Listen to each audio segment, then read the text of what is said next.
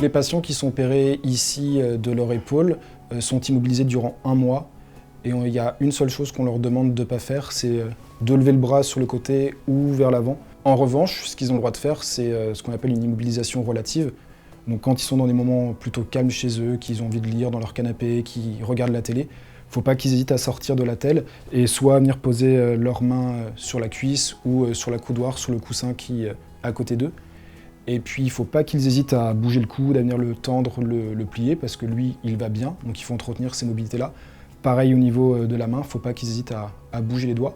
Et puis ils ont le droit de manipuler des petits objets devant eux s'ils veulent lire, s'ils veulent taper sur leur téléphone.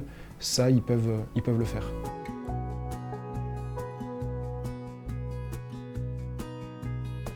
Il y a plein de choses qui peuvent traiter la douleur post-opératoire. Les médicaments déjà.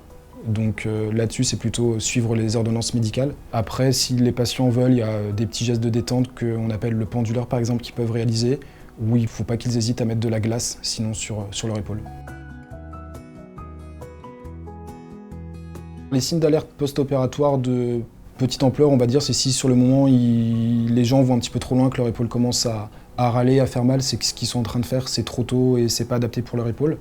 Donc dans ces cas, il faut qu'ils se remettent dans la telle, qu'ils se remettent au repos. Après, les vrais signes d'alerte plus graves, entre guillemets, qui peuvent exister, c'est si la cicatrice commence à puruler, qu'elle devient toute rouge, à se gratter, des choses comme ça, où là, ça peut être un peu plus embêtant. La reprise des activités, c'est vraiment aléatoire. Ça va dépendre de leur activité professionnelle, de leur activité de loisirs. Généralement, nous, les patients sont mobilisés 1 mois, petit à petit, ils sortent de la telle et ils peuvent reprendre leurs activités d'abord de la vie quotidienne. Par exemple, la conduite à 6 semaines, à peu près, en moyenne. Et puis, ils ont l'habitude de revoir le chirurgien à 3 mois. Donc, c'est à ce moment-là où les gens qui travaillent soit reprennent le travail, soit continuent en arrêt. Pour tout ce qui est sportif, ça dépend. La marche, c'est dès le 2e jour post-opératoire où on peut aller marcher. Et puis, pour le vélo, la natation, la course, on attend quelques mois avant de pouvoir reprendre tout ça.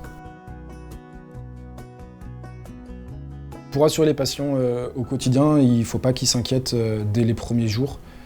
Après une opération, c'est long, c'est pas un coup de baguette magique. Du coup, nous, on sait qu'il faut compter au minimum 3 mois avant que les choses s'améliorent et que le patient soit vraiment à l'aise dans son quotidien.